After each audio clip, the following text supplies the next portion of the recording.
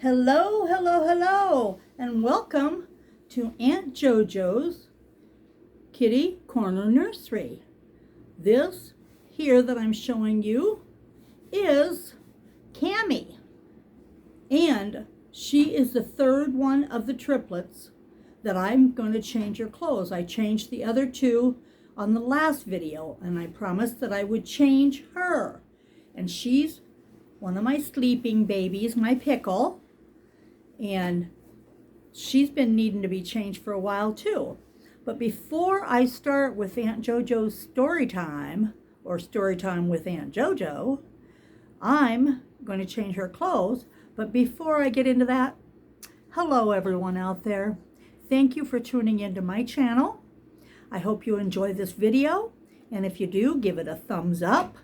Please subscribe to my channel so I can get more people coming and viewing my videos.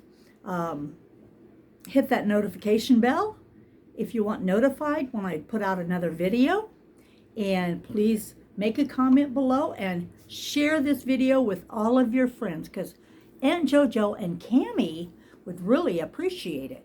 So like I said, before we start with story time today, yes, we're gonna change little Cammie. Are you ready, Cammie? Are you ready to get changed? Oh, such a cute little girl. Mwah. Mama loves you. She just wants to stay sleeping. But I'm going to lay her down now here on the table.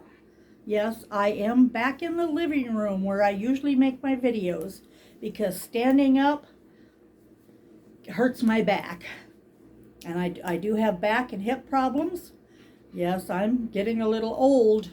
You know, next week I'll be 73 years young.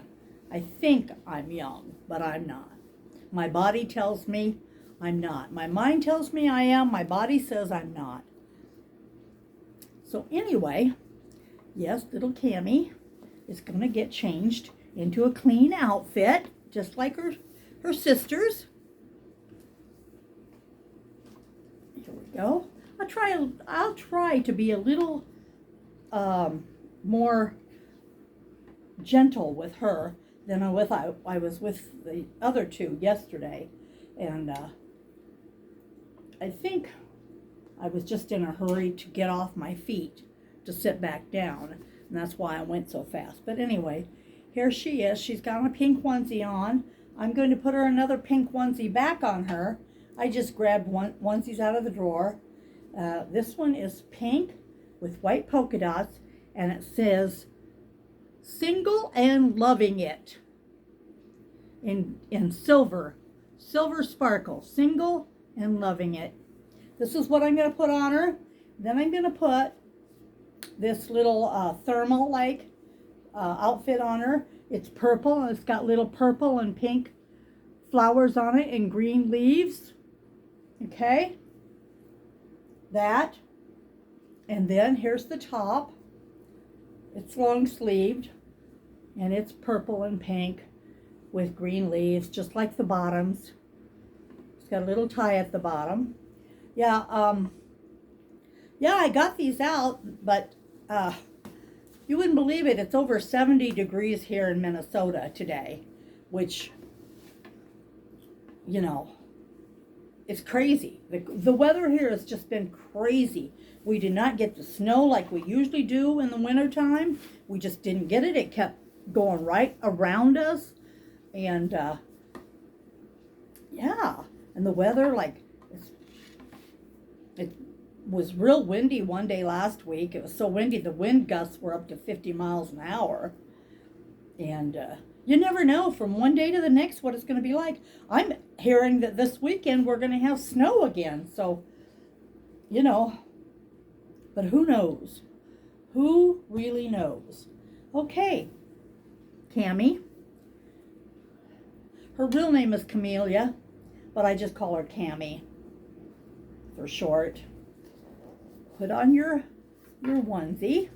Oh yeah, she never likes that when I pull a onesie or pull a shirt over her head. She never likes it. But we're going to do it anyway because she's got to have her clothes changed. She needs a change of clothing. Oh my goodness, she's heavy. She is bottom heavy, I'll tell you. This is a kit that I got off AliExpress, and I put her together, so I gave her the weight that I wanted. And I weigh all my babies a little heavy because I like them that way. I want to sit and hold them. Oh, hold them and snuggle. Oh, she's so nice to snuggle. Turn your head there, girl. Yeah, look at that big bum. Yeah. She's such a snuggle baby. Yeah, I like my little newborns, but you know, these bigger ones, these bigger babies, she's a 6 to 9 months. They're nice to cuddle too. I guess I have only one that's a 0 to 3 months. And then I've got 3 or 4 of the 3 to 6 month girls. 1, 2, 3, 4, 5. I've got 5 of the 6 months, 6 to 9 months. Nope, 3 to 6. The three are the twins are 6 to 9. Yeah, I've got a whole bunch of newborns, and I can't tell you how many right off the bat. I mean, you know, without going and counting them all. But I have all in total, I think right now I have like 27 reborns. I do still have one that she is up for adoption. It's a forget the sculpt she is. She's a sleeping baby. No, she's not. She's awake. She's awake. Let me see who she is. Estella. She's the Estella sculpt. And she's from a kit off AliExpress. And I put her together too. And give her weighting. Yes, all my babies get weighted there. And get super soft polyfiber fill in them. And that's how I do them. But yeah, I would much rather buy a kit and put it together than to buy one that's already put together off AliExpress. And then you just have to take them apart because they're not weighted. They're not weighted at all. And they have very little stuffing in the limbs.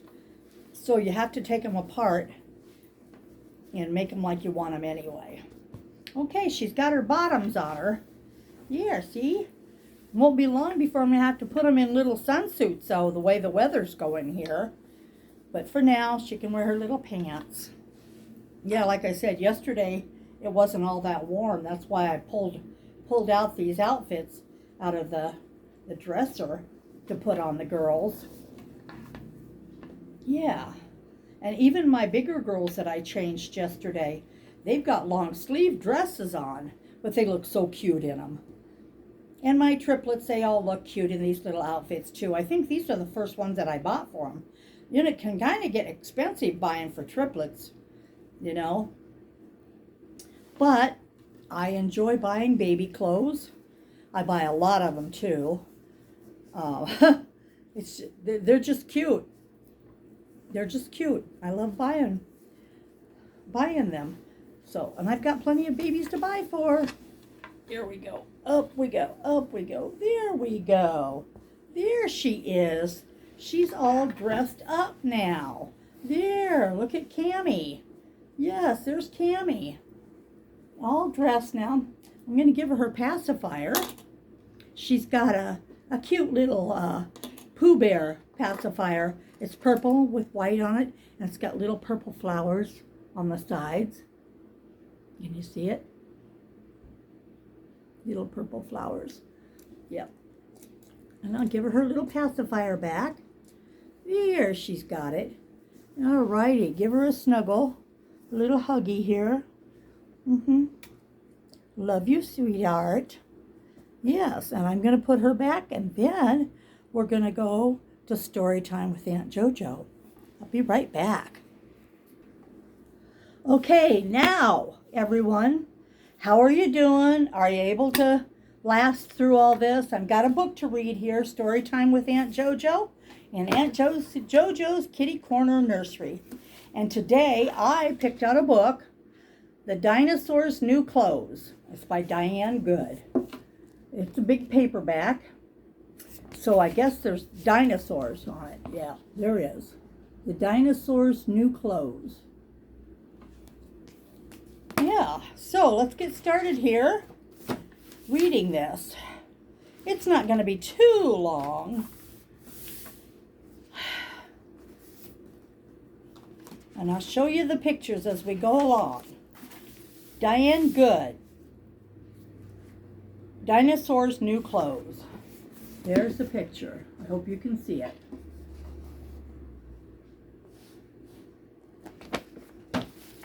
All right, we're going to get started here reading now. It said, once upon a time, there lived an emperor who was so fond of new clothes that he spent all his money on them.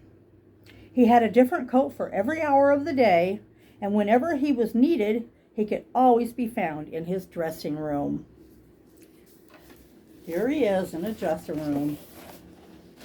That's the emperor, the dinosaur emperor.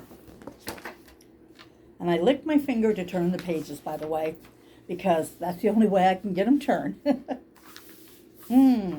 One day, two swindlers came to the great city where the emperor lived. Knowing the emperor's fondness for clothes, they pretended to be weavers and said they could make the finest cloth ever seen. Not only was it beautiful, but it was magical. The clothing made from this cloth was invisible to anyone who was either hopelessly stupid or else unfit for his job. Okay, there's the swindlers that came. Hope you can see it.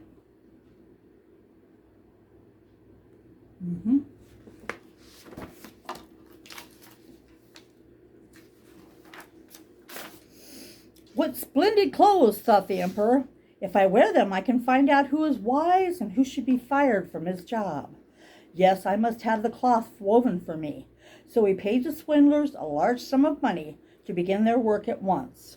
The swindlers set up a loom, but they used no thread on their shuttles. They pretended to work at their empty loom far into the night. Here's the swindlers. You should find out who's stupid and who's not, you know. He might look at himself in the mirror. Okay.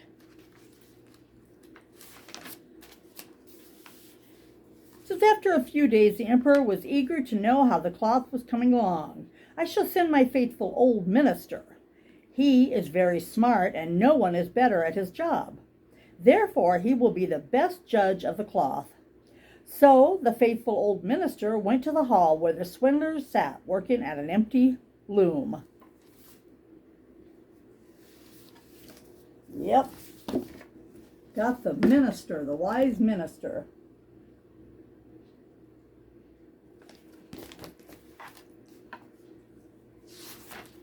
Okay. Says the old minister looked closely at the loom. Heaven help me, he thought. Why, I can't see any cloth at all. He stepped closer. Can I be stupid? Am I unfit for my job? If the emperor finds out, he will surely fire me. Oh, it is beautiful, the old minister said. Charming. I should tell the emperor all about it. And the old minister listened carefully as the swindlers described the colors and patterns so he could repeat them to the emperor, and he did. Okay, this must be the minister, this big dude here, pretending to see the cloth. Okay?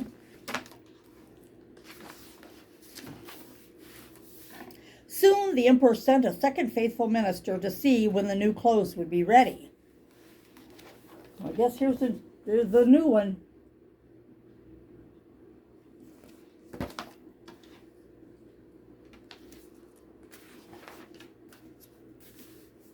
The second minister looked and looked, but he could see no cloth on the loom. Isn't it splendid? He asked the swindlers. Now I know I'm not stupid, thought the minister, so it must be that I am unfit for my job. I must not let anyone find out. So he praised the cloth he did not see. Yes, he told the emperor, it is absolutely delightful.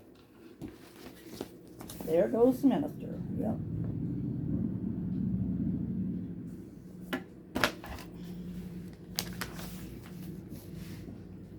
Soon everyone in town was talking about the splendid new cloth.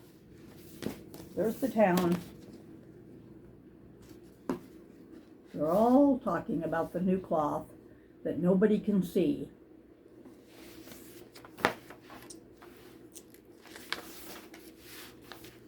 At last the emperor, accompanied by the two faithful ministers and his courtiers, went to visit the swindlers. Isn't it beautiful, your majesty? Asked the ministers, pointing to an empty loom, for they thought all the others could see the cloth. What is this? Thought the emperor. I see nothing at all. Am I stupid? Am I unfit to be emperor? Why, this is terrible. So he pretended to see the cloth and said, oh, it is very fine. It has my highest approval. Yes, it is very fine, delightful, superb, exclaimed all the courtiers. Courtiers? Although they said nothing at all, and they told the emperor that he should wear a suit of clothes made from this wonderful cloth at the next great procession. Okay, so he even said he saw it when he didn't. Yep.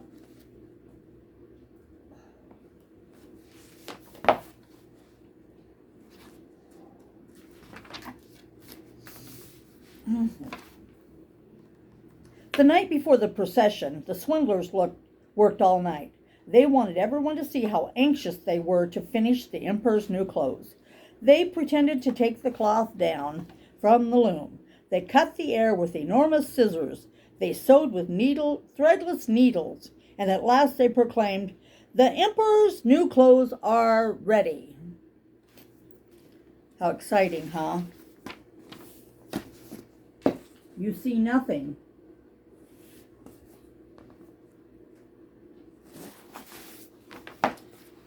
Scissors cut nothing. Needle and thread sew nothing. When it was time for the emperor to dress, the swindlers held up their empty arms. See, your majesty, they exclaimed, your beautiful new clothes are as light as cobwebs. Then the swindlers pretended to give him trousers, a coat, and robes, and they pretended to tie on a train. The emperor turned around and around in front of the mirror as if he were admiring his new suit. How well his majesty looks! What a fit! They're the most splendid clothes, everyone declared. The chamberlains, who were supposed to carry the emperor's train, stooped and pretended to lift it. Then they walked along with their empty hands in the air. Okay, supposedly put on new clothes. Yep, then they walked carrying it.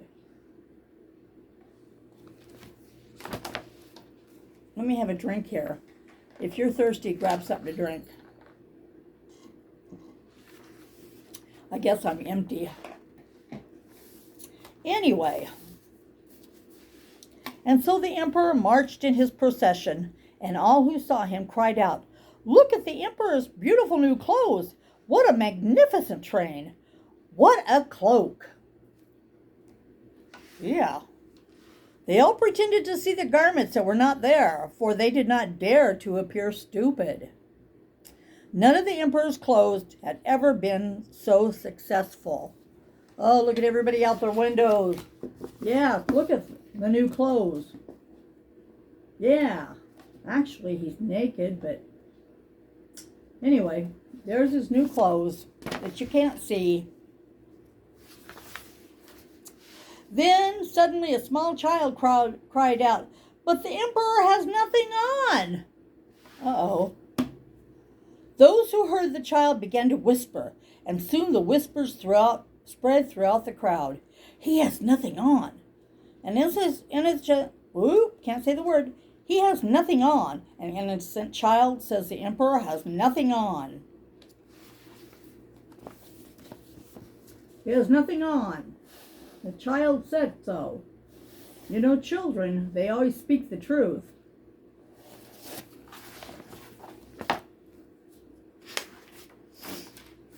The emperor isn't wearing any clothes, everyone cried at last. And the emperor stiffened, for he knew it was true.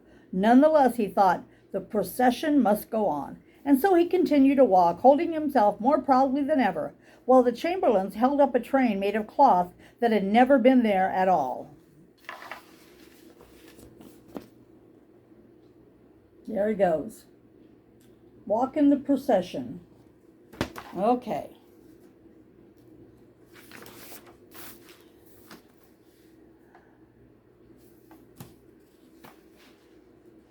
I think that's the end of it. It is, but it says a note about this book.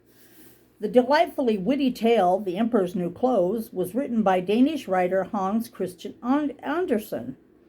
Hundreds of versions have been published throughout the world, and theatrical, musical, and film adaptations have entertained audiences for more than a century. Andersen's humorous story has always been the favorite tale of Caldecott,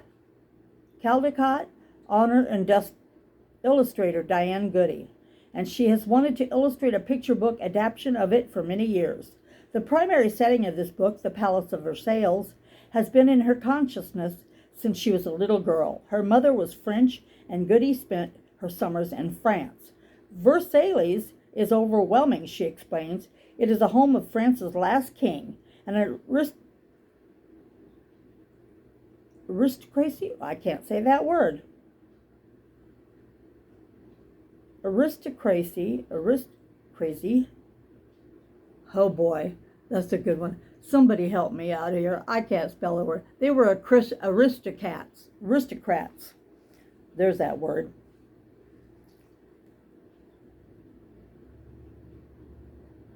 Oh, anyway, they were on their way to extinction. Over the years, I have gone back to revisit it. I have picnicked in the woods along the canal. I have wandered through the long corridors time and again. It is endlessly fascinating to me. Never did I imagine I would be bringing it to children as a playful parody. A parody. Apparently, it was a parody. During the late 18th century, the passion for fashion was so intense that it reached extremes in both luxury and imagination that would never be known again. Dressing the dinosaurs, giving them personalities, homes of their own, creating the emperor's costumes, embroidery with children's stories, all of it was great fun, Goody relates. The characters are all based on real dinosaurs. Beneath the powdered wigs and period costumes, young readers who are interested will recognize the emperor as a Tyrannosaurus Rex. Yeah, that's how it is. The small weaver as a Proceratosaurus. The first minister as a iguan, like a iguana. And the second minister as a Stegosaurus, I know that one. These dinosaur characters are funny, fanciful, and silly. Children recognize the absurdities of adults as an instant. One of my favorite points of this book. Yeah, make adults stupid. That's what this book did. Anyway, that was a dinosaur's new clothes, which was his birthday suit. We always have that. Anyway, that was this. That's all for Storytime with Aunt JoJo in Aunt JoJo's Kitty Corner Nursery. So now, once again, if you like this video, give it a thumbs up and please subscribe to my channel. I'd love to have you come back to hit that notification bell if you want to get notified when I put out more videos. And remember, Mondays is story time with Aunt JoJo, and on Fridays, change and chat, or chat and change, whichever you like. And sometimes, like I said, if I don't get it out on Friday, I will on Saturday. It just depends on the day and how I'm feeling, because, you know, we all have things that, you know, our illnesses. We all have them. We all have to deal with it. It doesn't matter who it is. We've got something wrong. And the severity of it is based on how we feel, not as somebody else feels. And don't ever let anybody tell you that just because they can't see that you're ill or that you have something wrong with you, just because they can't see it doesn't mean that it doesn't exist. Because, like I said, we're all imperfect. We all have something that we're dealing with. And just deal with it the best way you can. Don't forget to say a prayer, though. It always helps us to get through no matter what. And anyway, share this video with your friends.